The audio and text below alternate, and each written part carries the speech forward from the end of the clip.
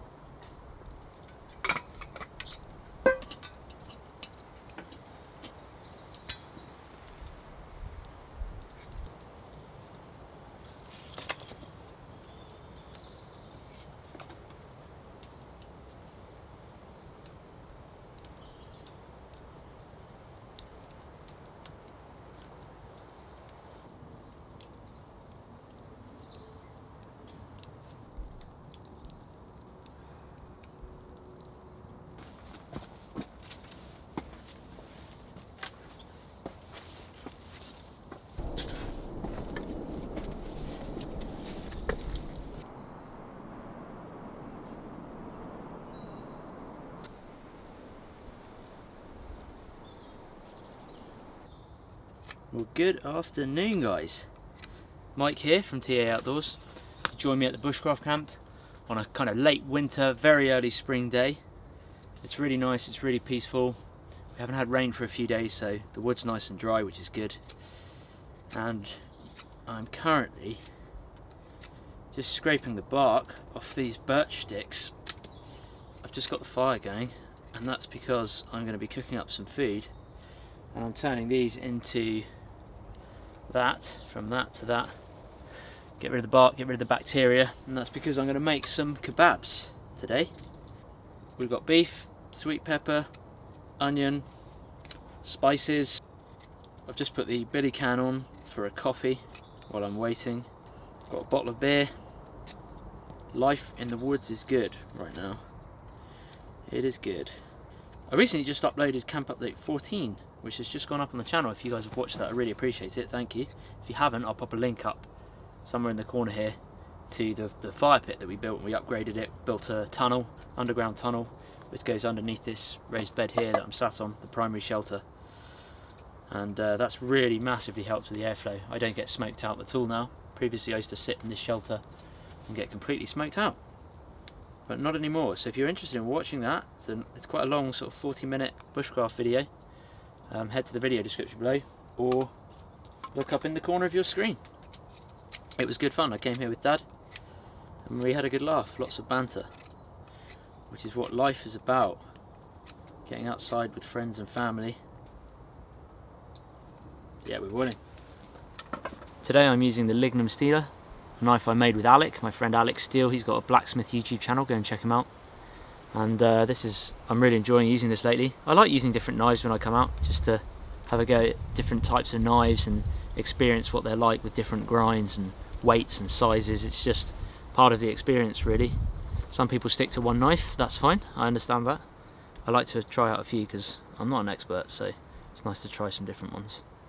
This one had a bit more of a saber grind to it than a Scandi grind, but I'm amazed. I thought that would fold over a lot more, that really thin profile there. It didn't at all.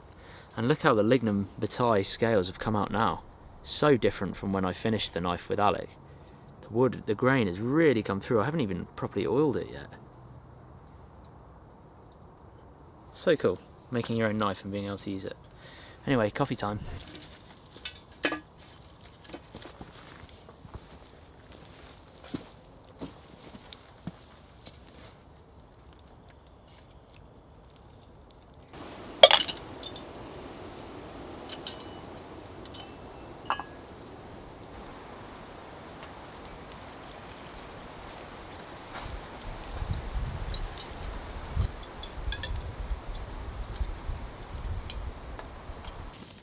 So I tend to bring a little bottle of hand sanitizer with me to when I'm prepping food, just where I've been, you know, out getting dirty and things like that. It's fine getting dirty, but different raw foods and things, it's not good to, especially when you're out in the woods, you don't want to get ill. It's always handy to have some of these.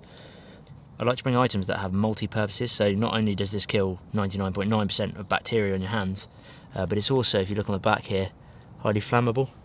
It's got the flammable logo, so if I, in an emergency survival situation, needed to start a fire, just make a blob of hand sanitizer there. Obviously I could light that with a lighter, but you can also do it with a ferro rod. I'm hoping you'll see this, there you go. So that's then lit. It's a very blue flame.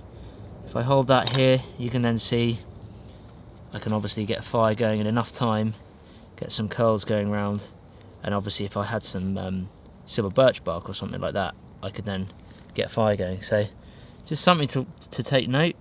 Hand sanitizer can be very handy. It's only small, the bottle, so it doesn't take up much space at all. But as well, look, that's still burning as it is now, so little survival hack there for you guys if you're into that sort of thing. It's quite interesting.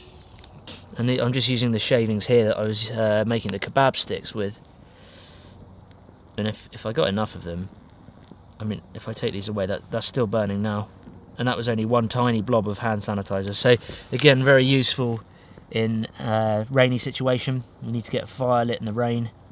So we're still burning. That's been 3.5 minutes now. I was timing it, so we're still burning.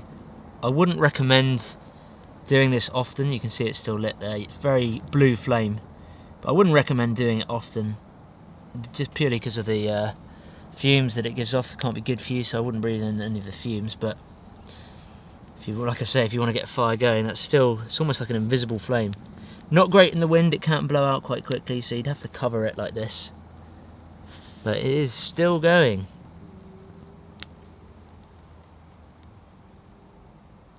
Okay, we're up to 5 minutes, guys, and the flame is almost going out, but you can see it's still enough to light some shaving. There we go, it's just gone out. So that was 5 minutes from that small blob there. Hand sanitizer. Keep it with you. Multiple purposes. Those that were wondering earlier what I was chopping up, it was just these plates, really. A flat platform to process food on. Nice and simple, these kebabs.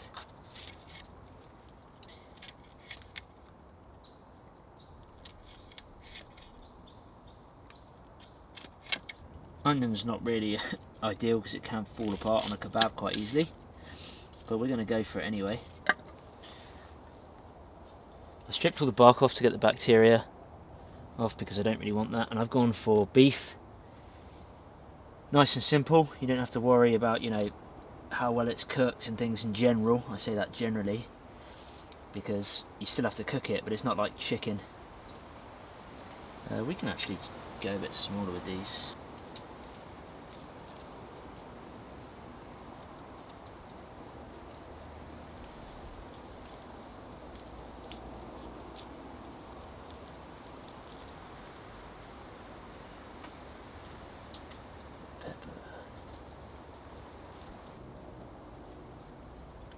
This is going to be a meaty one. Let's go for lots of meat on this babby. Meat special.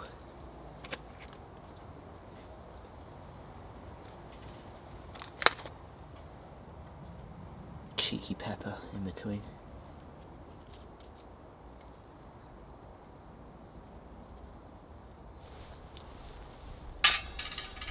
Now just add some steak spice.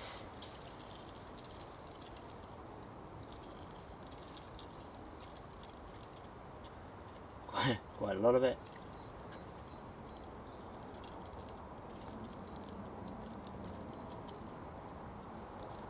It's got pepper and garlic in it as well, this one.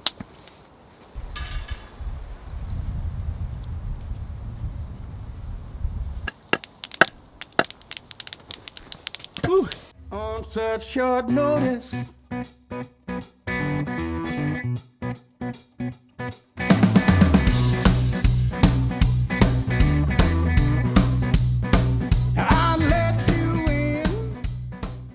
Oh, she's good.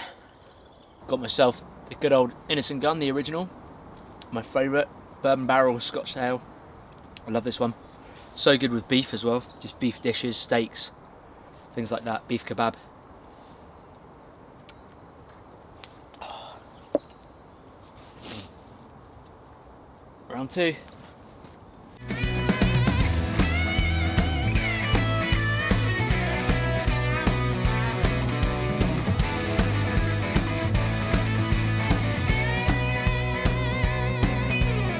So earlier you might have seen me light the fire with this, which was made for me by a subscriber.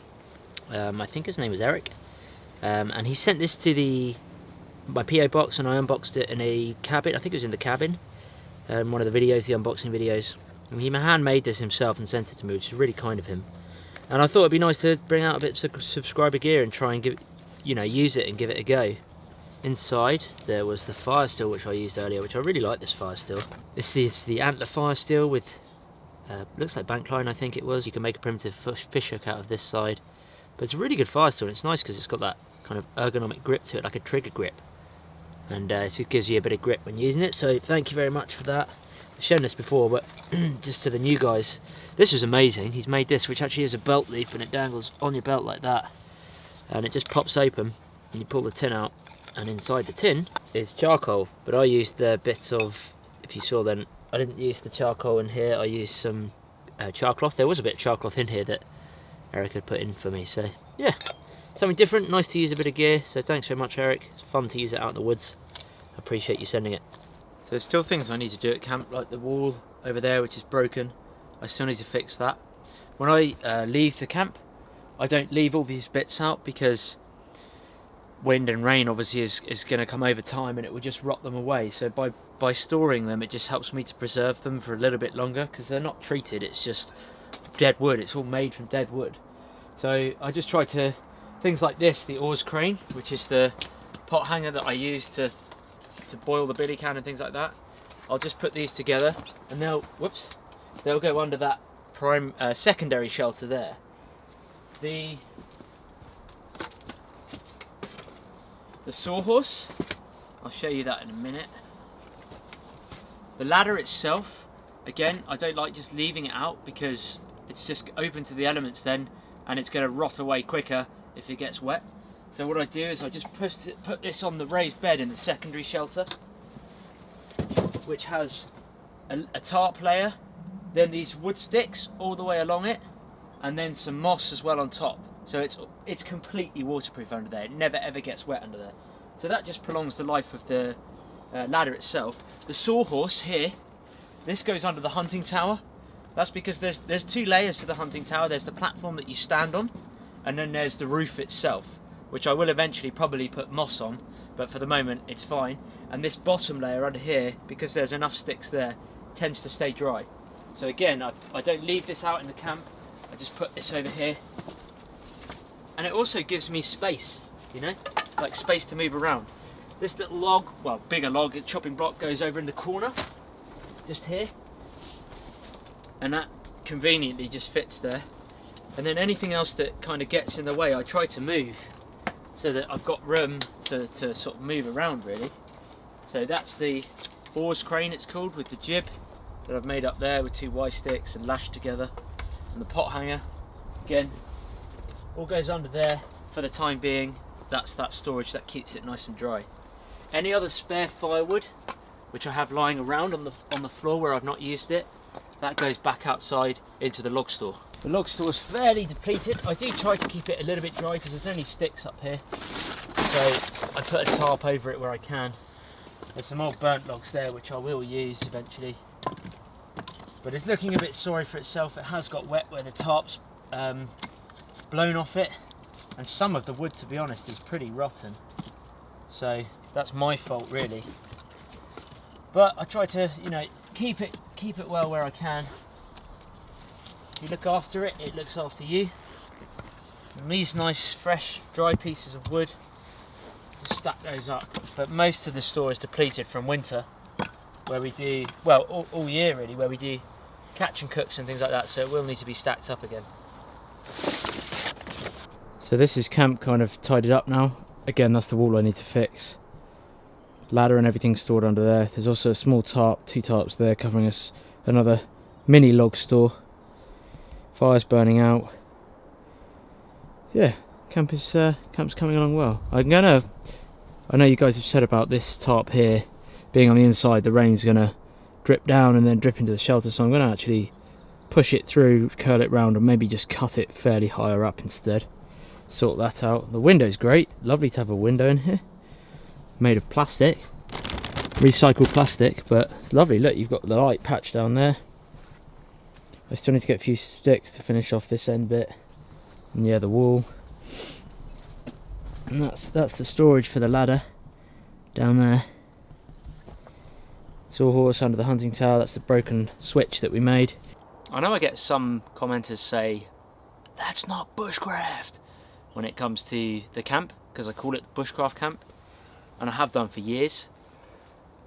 Perhaps it's probably time I explain, you know, why I call it a bushcraft camp when there's man-made materials, there's cordage, there's plastic, there's a tarp roof, there's metal, there's, you know, all sorts of things that aren't made of nature and natural materials. So the reason I called it the bushcraft camp was not because it was going to be built out of bushcraft materials, out of natural materials as such. I knew there was going to be man-made materials involved.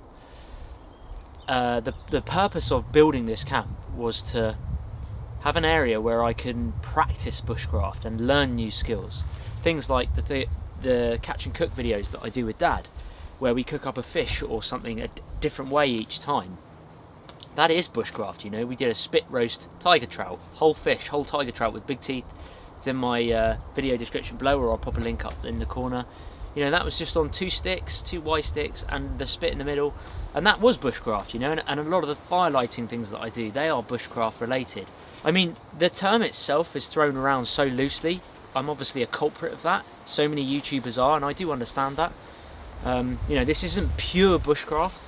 There is an element of man-made things going on in these videos, and I do realise that, you know, it's not pure bushcraft. I do get that, but my version, my understanding of bushcraft, my definition of bushcraft is probably different to Ray Mears and to people who are purist bushcrafters. You know, that's just the way it is. It's at the end of the day, as long as I'm inspiring people to get outside, and younger kids especially, to get outside and just do stuff in nature and enjoy it. You know, this is dead wood. This whole fort is dead wood, and I've said that in so many videos now, that it's all dead wood. And where I've cut things down, it's been dead standing. The tops of the tree has snapped, so it's all dead wood. This woodland is so unmanaged. There's hundreds and hundreds of thousands of deadfall everywhere in this woodland. I could build this camp probably 3 or 4 times over with the amount of wood that's still lying around. So that gives you an idea of how much dead wood there really is around here. But, you know, it's just a place where I can come now, and the majority of the big jobs are done. You know, I can't see me doing too many more big projects. There will be some, but things like the hunting tower and this big primary shelter, you know, they were big projects. The hunting tower especially. I mean, I did that video 8 months ago now, I think it is, and that hunting tower video put my channel on the map, put TA Outdoors on the map, because it was something that sort of hadn't, I don't know, it was something. I mean, I wore that mask, I know, in it, which was for the bugs, and people got a bit of the wrong impression at first, but when they watched it through and I explained why I was wearing the mask, the skull mask, that, you know, people got that because they watched the video through. If you watch the videos through, I will have an explanation for what I'm doing. And that Camp Update 11, that was the hunting tower, that put TA Outdoors on the map. And since then, you know, it's continued to grow really well, and people appreciate me coming to this camp. And I know the purists are out there going, well, what a waste of wood, what's the point in that? You know, just building a fort out of dead wood, what's the point? Don't you do that when you're a teenager or when you're a kid? Of course you do that, but at the end of the day, you know, TA Outdoors is my channel. I can kind of do what I want with it, and if you're not happy with it, if people aren't happy with what I'm doing here, there's no need to watch it. You don't have to subscribe, you don't have to watch it. I'm just, you know, I'm not saying to everyone go out and build this. For me, it was an area that I can keep coming to, keep making videos. I'll tell you what it's like. So let's take Alec, for example, Alec Steele, who I've collaborated with a fair amount, you know, and he's a great guy and he's got an amazing channel. His workshop is incredible. You know, he's got all these machines for his blacksmithing. He's a blacksmith. He's got all these incredible machines that he uses, and that is his film studio. So what he has in his workshop is where he makes his films. He does 5 or 6 films a week. That's his studio. So it's a film studio and a workshop. You have to think of this is like my film studio. So it's a film studio and a camp where I can do things. That it has multiple purposes. It's not just being built and left.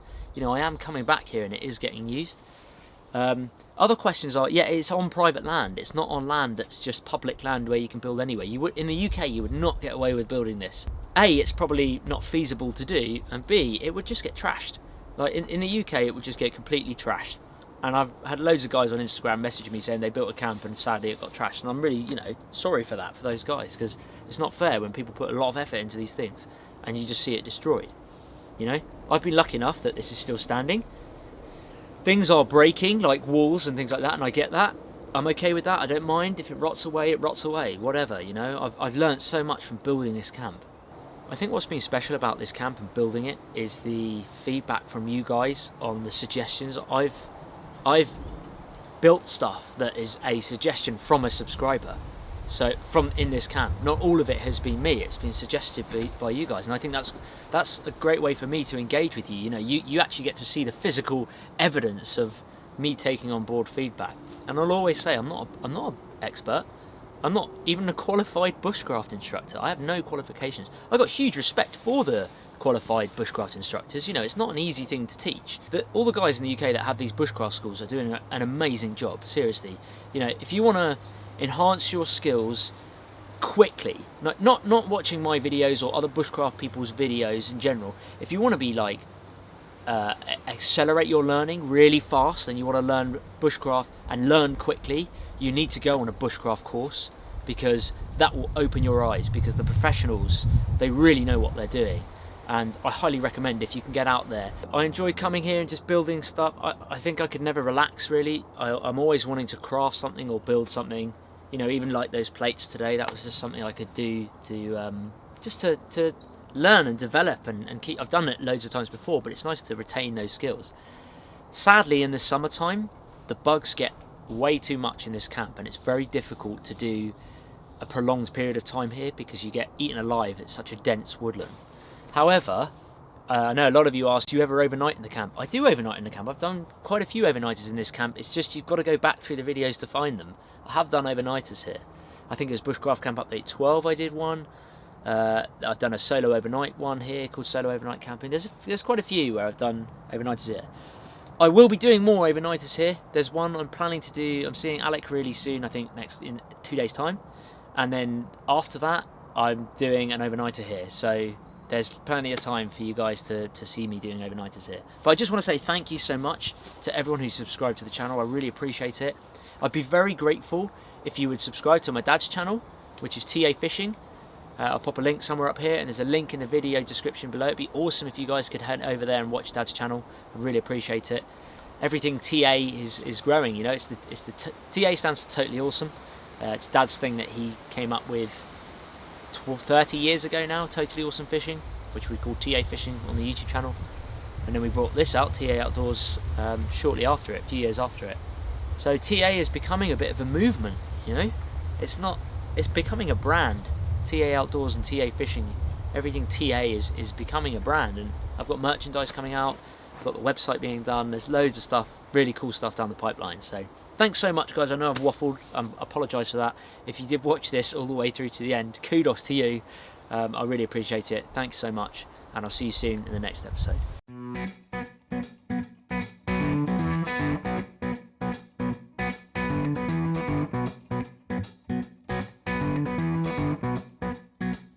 You come around late at night, looking